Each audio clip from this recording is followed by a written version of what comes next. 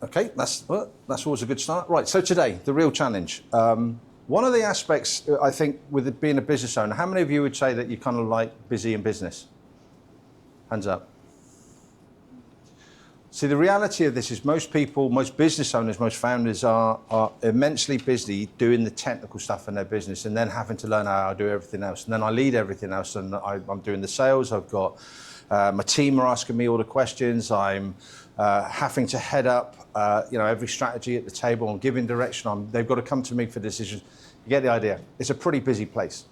The reality of this is something like marketing and lead generation often slips down the line a little bit. And as a result, we find ourselves in a place where we're trying to do so many things, but probably not doing many of them particularly well. Not, consciously. What's that? Not consciously, but as a result of being distracted in business. So today I want to focus specifically around the lead generation, around conversion, around actually generating more profitability in your businesses and organizations. Is that okay with everyone? Okay.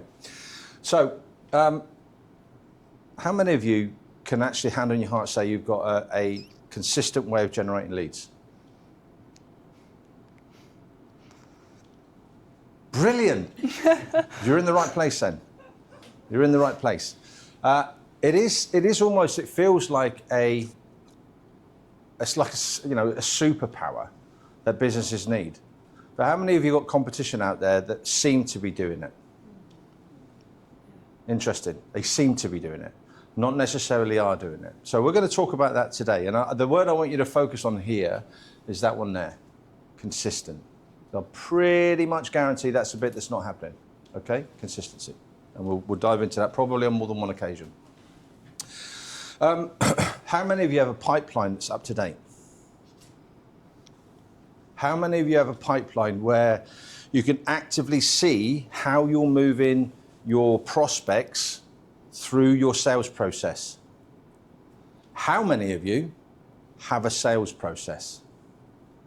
Okay, I want to introduce you so that as I go through today, there'll be a few things that I'll offer in terms of some of the notes, ideas. This guy plays a lot in terms of methodology with a lot of what I do and people that I coach and speak to. Some of you in the room would, if I go Marcus, you'll say? Sheridan. Marcus Sheridan. Marcus Sheridan he's a very clever guy, came up with something very simple. But one of the things that he talks about when we start looking at that whole process on sales is the advance versus the continuance, okay? And I want you to think about this as we go through today.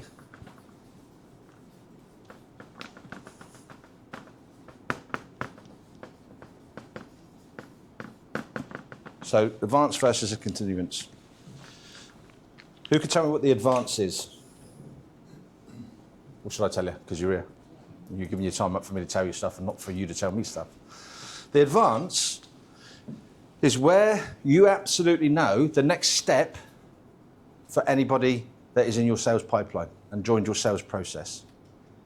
How many of you have been in a situation where you've been having a conversation, you're about to, wrap the conversation up, and you're going, okay, yeah, so we'll get in touch in a couple of weeks then, and not put a date in the diary?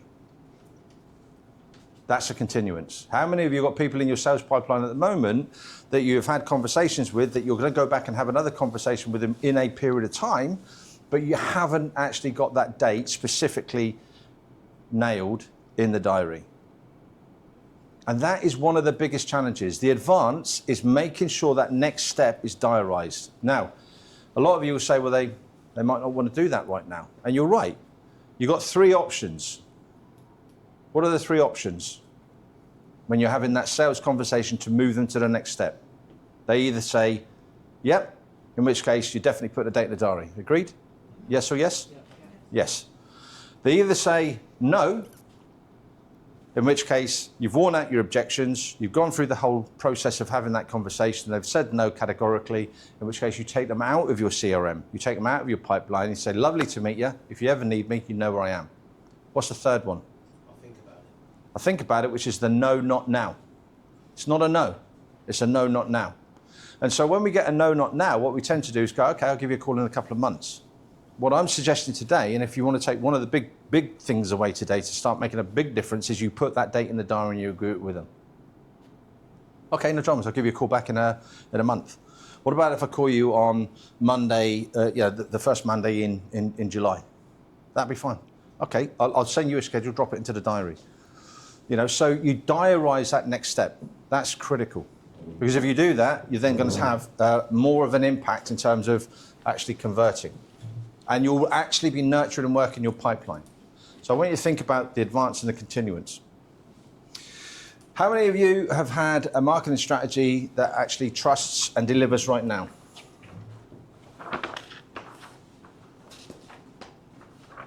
Is that an overwhelming, you've got to warm the crowd up yet, Steve? Or actually that's an overwhelming, I haven't actually got any marketing strategies that are generally delivering, consistently for me right now? Second one, interesting, cool. So we're going to work on that as well today. Okay. This is having a right old mare, isn't it? So, the commercial world has changed. The market, the marketplace has changed, and I suspect many of you have seen that. So here's a couple of things that we want to probably just bear in mind. Buyers' behaviour has changed. So what was the thing that actually shifted most people's buyers, or your target market, the buyer persona? What shifted the way that they actually start to shop? Internet, AI, what else? Do you remember that time when we spent 2 years indoors? That's what I was just thinking. COVID actually was a night and day shift. People, the UK is a very, very bizarre country insofar as, if I say sales, are you all salespeople in the room? Kind of. Absolutely unequivocally, you're all salespeople. 100%. That's what you do. You sell stuff. And yet what we've got out there, we've got a country full of people that want to buy stuff, but they don't want to be sold to. So somehow we've got to build the know, like, and trust in our marketing to actually stand above our clients or above our competition in order to actually start to shift the dial on that. So it's changed. Outdated approaches. Just out of interest here, how quickly do you think stuff gets outdated now? So when I say outdated, I'm not talking about when I started, my business 12 years ago. That, some of those strategies are done. Some of them are outdated, but then some of them are outdated because, about 4 weeks ago, AI came in and did something different. So how many of you are absolutely consistent and up to date with the opportunities that are out there? How many of you have really taken a look at how can I leverage AI to augment, think of words I'm using, to augment what you're doing? How many of you got agents running at the moment? How many are you using skills? See, the interesting point on that one, again, there's leverage to be had there, but it's changed. The approach has changed and stuff gets outdated pretty bloody quickly. So then we've got the visibility. Visibility is a commercial advantage here. The reality of this one is, if your competition are more visible than you, who do you think is getting the business? So how often do you turn up? And again, who knows Gary Vaynerchuk? Who's heard of him? Yeah, Gary V. Gary Vaynerchuk, genius. But it's just such a simple approach. Jab, jab, right hook. He turns up every day. Anybody seen any of my LinkedIn posts? Yeah, probably get a little bit bored of them because they are literally every day. Thank you, Laura. Instagram, Facebook. I am continually out there optimizing and pushing our social content to drive engagement. How many of you can say that that's something you're doing in terms of that visibility? Never trust IT. Okay, just want to go through a few mindset traps that you can relate to here. Anybody been in a situation where you kind of like pushed marketing to one side because I'm pretty busy? Do you know what I love is the nuance of subtle nods. Even if you don't know you're doing it, it's kind of like, yeah, I do that. Yeah. If you're not working in your business and fee earning, in fact, let me just share this. I want you to think about this as we go through today, quite relative with the fact that we've got the World Cup going at the moment. MVP stands for? Good. We've got a room full of football supporters. Most valuable and profitable. In football, it's the most valuable player. In the business context, what is most valuable and profitable?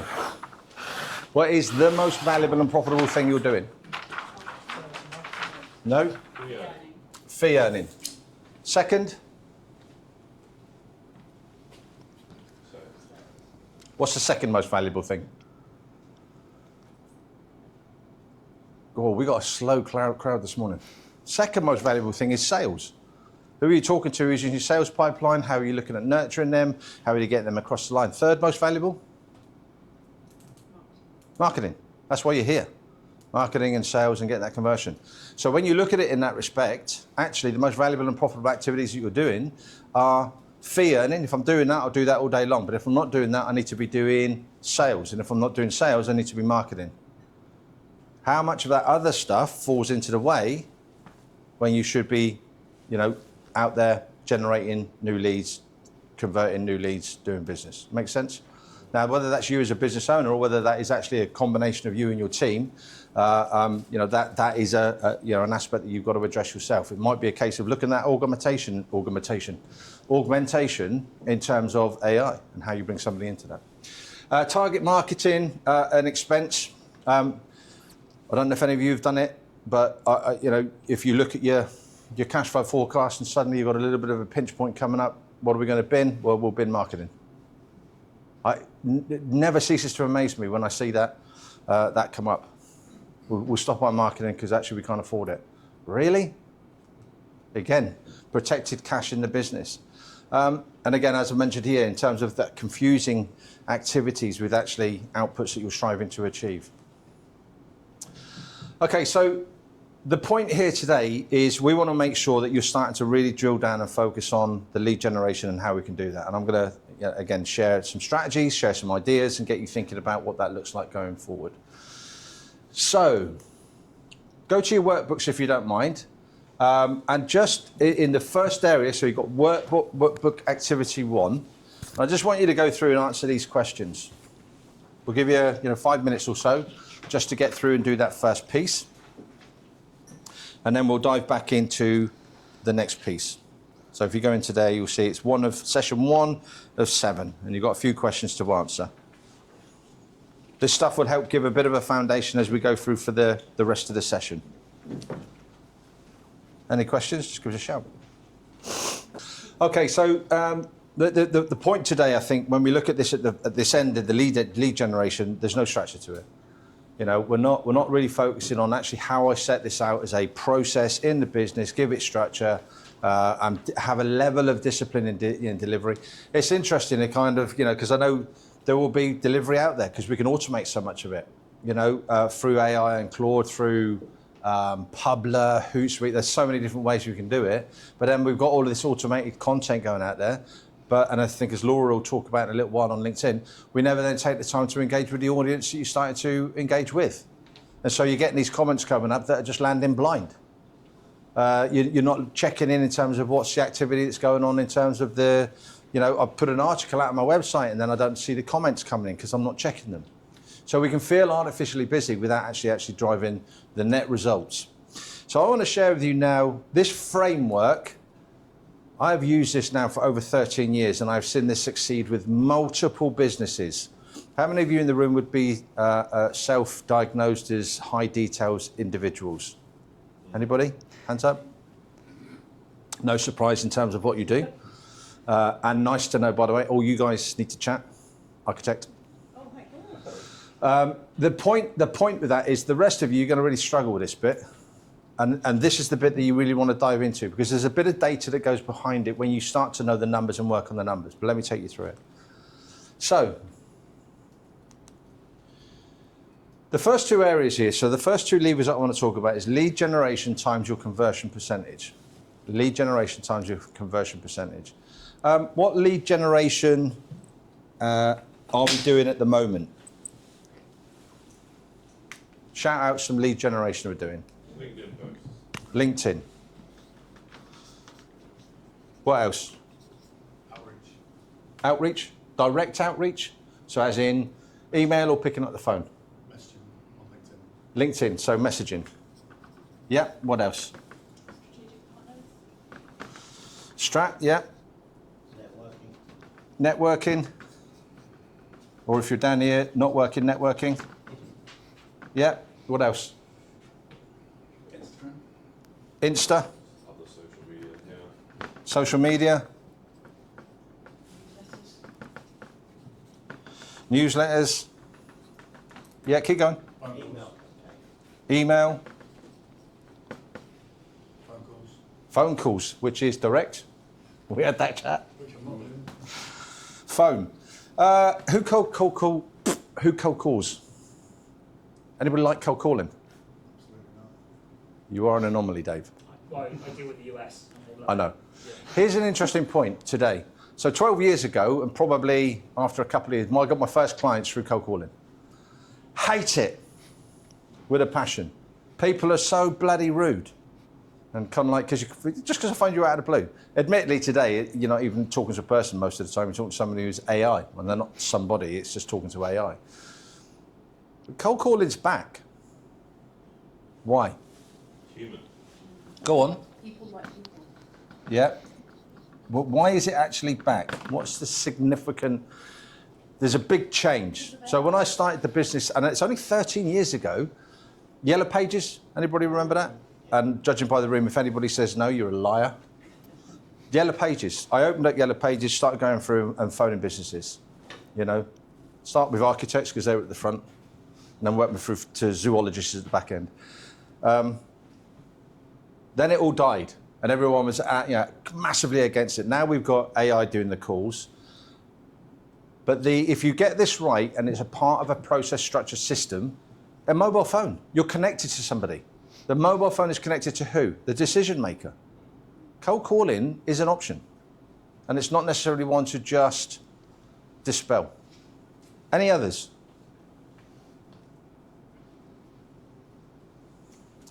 Meta ads. Meta ads. Just Yeah, like so data video ads, and in ads. general.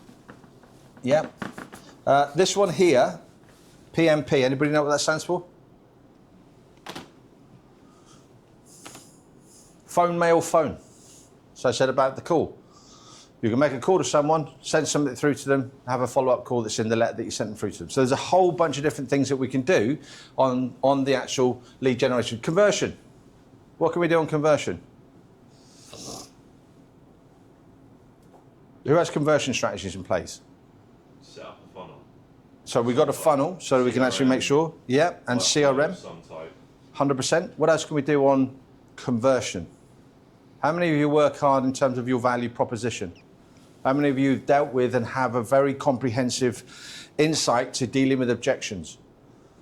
How many of you have got a real understanding into Ed, architect, Yes. low value, high value, As in the sales, as in your service? high value. High value. When you send a quote out to somebody, how does it go now? How does it go? Yeah, how do you send the quote out? Normally by an email after an initial meeting. Email. Let's say I'm sending a quote out for a £10,000 job on an email. What about this?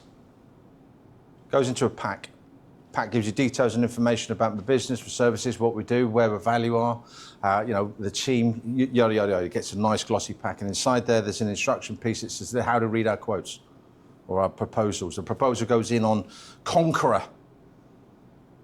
Remember this from the military, Conqueror paper. And it's done to the level where you hold the paper up to the window and you can see the watermark, and the watermark's the right way around when you actually write it out. And the letter's hand-signed, and the name at the top is hand-signed as a covering letter. Then the quote goes in there. And then there's a chap turns up on a motorbike at the door of your prospect, knocks on it and says, can you sign for this? And he walks away from there and he phones you up and says, I've just delivered it. Sounds like espionage, doesn't it? Just done it. Job's done. And then you immediately phone up the prospect and say, I understand my quote's just arrived. Oh, wow, yeah, it has, yeah. How do you create that wow effect? You might be lower value, but high volume. You can still do that. How do you start to think in a way that is creative enough to start to shift your conversion rate? How hard is it to generate leads, ladies and gentlemen? Anybody find it easy? So you've got to start to think creatively. And there are multiple different ways that we do this with the folks that we're working with, and multiple different ideas. So if we do our leads and we get our conversion right, you're going to get more customers. Anybody not want more customers? Good, you're in the right place. From there, how many transactions do you do with your customers? And what is your average sales, your wallet share? Now here's the interesting point on this. How much, excuse my French, how much free shit are you giving away? When you do a proposal on something, how much, when you look at that proposal, go, I won't charge for that. I'll wrap that up into that. That goes with that anyway. That's not separate. We'll do that as one. No, I'll do the post and packaging. We'll absorb that into our profits. We'll take that off. See, the interesting point is when we start to look at the number of transactions, we look at our average sale, you are leaving profitability on the table, and lots of it. And you're leaving it because you think it's something that you should absorb. You're leaving it because you feel that actually I'm going to be too expensive. And what you're not doing is truly identifying the value that you're going to add. If you're going to go and work with an organisation, I'll pick on Ollie. If you're going to work with an organisation that's got multiple zeros at the end of it, you absolutely don't give anything away free because of what you're going to be able to do with that organisation afterwards. The impact that you know that you're going to have, the value that you're going to be offering is a long-term, result. It might be that you're offering something that offers them, a solution to the problem, and that problem solved is just kind of like, wow, game changer. Whatever you're doing, whatever it is, whether it's high value, whether it's low value, whether it's high volume, low volume, there is a solution that you're offering somebody in this whole process, and you've got to be really clear on your value. Does that make sense for everyone? Now, is that the first time you've heard that? Nods and shaking of the head. So there's a mixed bag in here. Do something about it. The difference today is when you write down your commitment statement in this particular session is go away and do something about it. Don't kind of like, it's just a set of notes. You already said in the first session that I need to carve out some more time. So this is now what you're doing in carving that time out. So the number of transactions, before I just go on to revenue, the number of transactions, how many times can you then do business with that individual? Now, in some instances, it might only be once. In other instances, it may be every 5, 7, 10 years that they come back. In other instances, it may not be them directly, but it could be direct referrals that come from them. There is a life value in every business, every piece of business we do. My favourite business out there? Funeral parlours. Genius. Everyone needs a funeral parlour at some point in their life. So when we say there's a real life value in a funeral parlour, kind of like there is. And I know it's a really odd thing to say, but in the course of the last 20 years, they've buried my dad, my granddad, and my great-gran. I'm going to be very last on the list. Sorry, Sam. But they buried everybody else. And there's a life value to it. And funny enough, I know people that have died. Well, I knew of people that have died. And locally, it's kind of like, if they ask, who am I going to refer to? Our funeral directors. So when you're looking at this in the number of the transactions, how many times can I do business with this business or with this, this client, whether you're B2B or B2C? Does that make sense? Go back and think about that. Think about it deeply. What does that actually look like? So the next piece on this one, this is one we miss. How hard is it to get the lead in the first place? Let's have a verbal response so I can get an audible tone of how difficult it is. It's kind of like, is it easy? In which case it's, If it's hard, it's kind of like, where are we? Are we? Yeah, we're there, aren't we? It's freaking hard. It is hard. Agreed? Yeah. So when you get your client and you're then going straight back to marketing again in the next sale, what have you just forgotten? Business opportunities. The client. The client. We can't forget them. Again, it goes back to this whole piece up here in terms of the conversion rate. Now, how do we keep the clients? How do we maintain them? How do we shift that percentage number that actually we keep those people coming back year on, year out? And Chris, I know in your organisation, that is a big challenge up until the point that the nippers move on to different things. How do we keep them? How do we retain them? How do you retain a client? You know, have you got a VIP activity in the business? Do you have benefits of being a client? Do they get the first insight to the next sale that's coming up? Are you running events that are only for clients? Do you see what I mean? When you start to look at this in terms of that retention side of life, how do we make sure that I'm retaining the client? I'm giving them enough.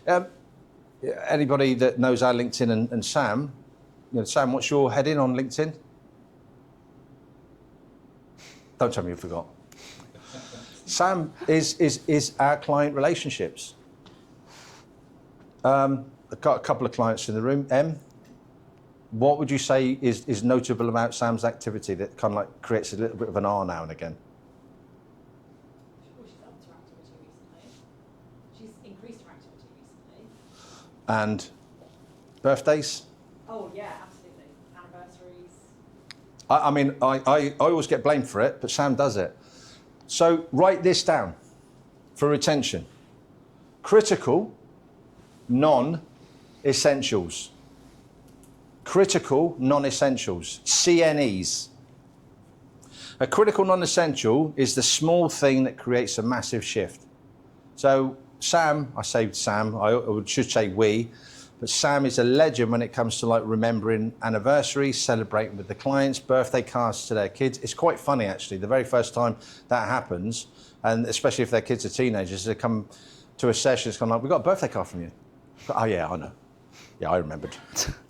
I take the gratitude, but it's Sam. It's a critical non-essential. Electric companies or you know, sole traders and people like that, really interesting, because they'll suddenly, you know, they'll go from having, anybody had a, you know, electricians around and they kind of leave their rubbish. They don't seem to have decorators. When they turn up on day one and they look like a constellation, they're wearing a suit that just looks like, you know, Orion's belt. You kind of think to yourself, oh, okay, are they going to leave that stuff around the house? What about the guy that turns up and he's just wearing new rig? By the end of it, he looks like the constellation. But there's a story of an Australian plumber. This was genius. And he was on the way to a black tie event, and a client called him that he'd just done a job for. And she gave him a bell, and he's like, look, all right, I can come around and I can sort that out. And he turned up in a DJ. And it literally was a case of tighten the screw, leak stopped, crisis averted. And she then put a post out about the black tie plumber. He then went out, his guys were wearing their dungaree type of things, and they then started to wear t-shirts with a black tie emblem on the top of the t-shirt. And then they had guarantees. So I've got a couple of clients with guarantee, not going to swear on site. You'll never see a builder's crack. And you can look at that as either on the wall or in other places. What are the critical non-essentials you can add to your business? What is it that you can do that will make you stand out? This then leads us to the revenue and margin. I'm not going to go massively into this today, but with all of my clients, they'll know if I turn around and say cash flow, it sends a shiver down their spine. If you don't know your numbers, you need to know your numbers. If you know where you're wasting your money, you can then start to generate more of it. And so ultimately, we're here, everyone's here today because you want to make more money, more profit. Yes or yes? Yes. Agreed. Are we adding value so far? Yes. Some ideas starting to bubble away there. So maybe a bit of a wet fish across the face. It's kind of like, yeah, I know, I need to do that. By the way, two most expensive words in business? I know. Interesting. Okay, so 3 areas that we're going to focus on when the TV catches up. More customers, more revenue, more profit. That's what we're focusing on. That's what this is all about. These are what I would talk about as the 6 levers. So in everything we talk about this afternoon, it's kind of like, right, how can I actually add to these 6 levers? How can I compound this stuff? And this, by the way, when you start to add this, you have a compound impact. It grows through Newton's 7th law or whatever. You know, I think he said the 7th or 8th law is going to be compounding. That's what this is all about. So when I put this one up, what I want you to look at this, and again, I would ask you to trust me on the maths, but again, you've got this in your own book. I'd recommend that when we do this particular workbook session is to do the numbers. Anybody have these numbers, by the way? Anybody know your lead generation, conversion, transactions, average sale, margins? If you do the numbers. If you don't, start today. And I mean that sincerely. If you start to measure these numbers, what will happen? That's a question, not a statement. If you start to do these numbers, what will happen? Get an idea of where your business is at so you can start making action. Absolutely. But beyond that, more importantly, if they start going backwards, are you going to just flow with that, or are you going to actually start to put some activity in there to start taking forwards? Does this make sense? If you don't do these numbers, you are flying blind. This is your business, at the very, very simplest level, this is your business dashboard. Now, when you start to look at these numbers, and you can see how the compounding works, so again, the conversion rate of 25%, if you take it up by 10%, you're adding 210 clients to what you're doing. Now, my point on this, the reason I put those percentages in, going away today, could you do 10% more, and arguably 100% more if you're not doing it at all, in these areas? Yes. In those 6 levers is the stuff that you can do. So if you start to put these actions and activities in place and come up with some of the ideas, you're going to move it in the right direction. But you need the numbers to measure it. And again, I can't stress enough how much impact I've had with clients that start to do this regularly. And it takes time. I'll be honest, I might work with a client for 6 months, 8 months, even 12 months in some instances, and then suddenly the penny drops. And I'm kind of like, ha-ha. That's not a made up number. If you go and do that on the areas that you've got in your business right now, these particular profit levers, you will increase by 61%. Now, we use 10% as a number because it's easy to do the maths. But what if right now you went and doubled what you were doing on lead generation and added 50% to it? Does this make sense, folks? Everyone happy with that? Cool, okay. So, more customers, levers 1 and 2. More revenue, 3, 4 and 5. More profit, all 6, but specifically looking at number 6. Okay? And you've got this in the workbook. So what I'd like to do now is to go to your workbook, score yourself. Here's the thing, and if I can just stress this. Today isn't about being a self-licking lollipop. So today isn't about writing down that actually I'm a 5, I'm doing really, really well on this. Today is an open and honest conversation with yourself of where the opportunity lies. And the point of the fact is, if you were to measure each one of them and say, 1, I'm not really doing particularly well at all, huge opportunity. And my job is done, because it means that when you leave here, you know where you can start to focus on the growth of the business. Is that agreed? Everyone happy with that?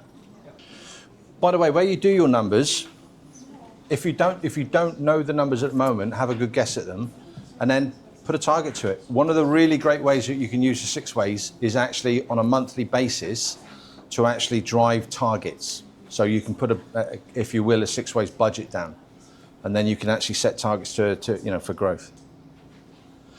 The key one I think there is your conversion rate. If you don't know what your conversion rate is at the moment, you don't know how many leads you're generating, and you can do it by strategy or you can do it by the overall business performance, then it will be more challenging to get those numbers up and running. You may just be working off a number of customers.